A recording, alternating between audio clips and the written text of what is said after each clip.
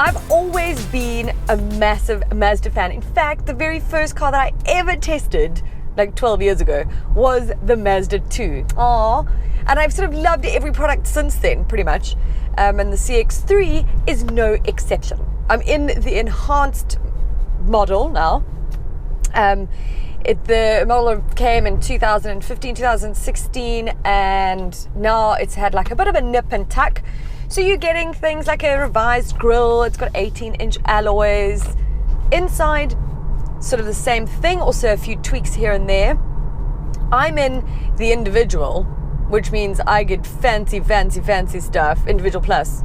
So I get leather seats, and then I've got a sunroof, I've got a 7-speaker Bose sound system, reverse camera with parking sensors, blind spot detection, lane departure warning, all those fancy schmancy things.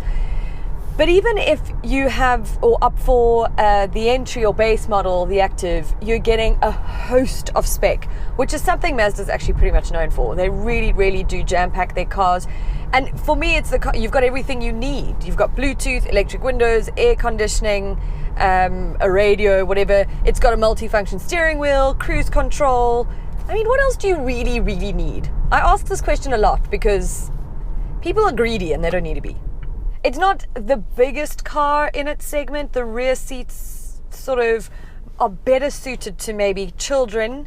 Adults fine if you're doing like a sort of city drive, but not a long distance. And the boot is sort of average, so you can certainly get a whole bunch of groceries in there, a couple of bags if you're going away. It's sort of the perfect size for either a small family, or if you're like me, sort of married, no kids. The model lineup has remained unchanged, so you've still got the Active, Dynamic, Individual Plus.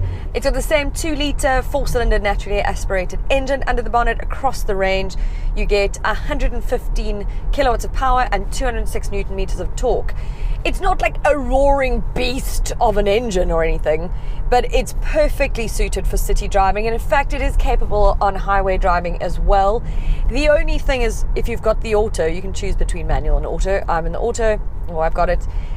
Is it tends to be a little bit undecided on the highway, but then you have pedal shifts if you need, so you can do what you need to do there. Okay, so I'm going to play a song because I love it, and also because this car really gets me. Oh, I really get it. Or it's really gotten me. Okay, you'll see what I mean. Hold on a second.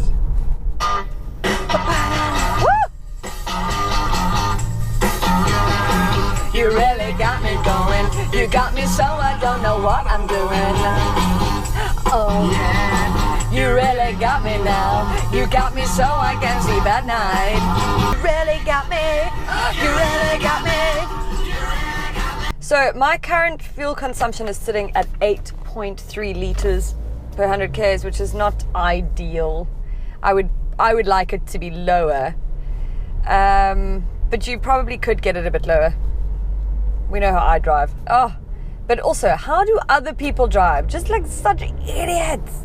One of the reasons that I really adore driving this car is it's comfortable, the ride is smooth, the steering is light and direct.